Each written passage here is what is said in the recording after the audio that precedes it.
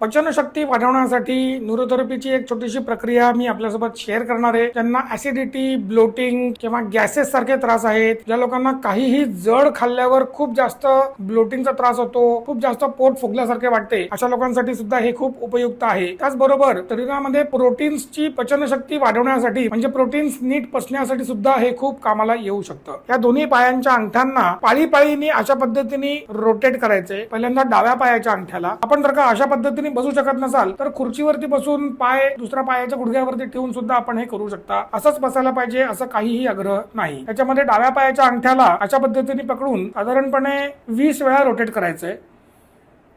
त्याच्यानंतर वरच्या बाजूला पकडून परत त्याच बोटाला 20 वेळा रोटेट करायचंय.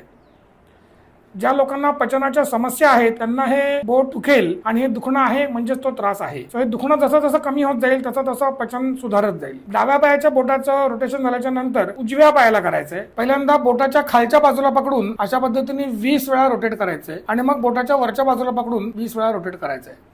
बस दिवसातनं 2दा किंवा 3दा हे करावं आणि काहीही खाल्ल्यावर 1 तासापर्यंत हे अजिबात करायचं नाहीये. बाकी तुम्ही दिवसातनं कधी पण हे करू शकता. आपण अवश्य करून बघा आणि आपला काय अनुभव आहे ते आम्हाला कमेंट्स मध्ये जरूर कळवा. आपल्याला जर का आमच्या संभाजीनगरच्या केंद्रात उपचारासाठी यायचं असेल किंवा जर का आपल्याला आमच्या पुण्याच्या शिबिरामध्ये उपचारासाठी यायचं असेल तर आपण या व्हिडिओच्या डिस्क्रिप्शन मध्ये जे कॉन्टॅक्ट नंबर दिलेले आहेत त्याच्यावरती संपर्क करून नोंदणी करू शकता.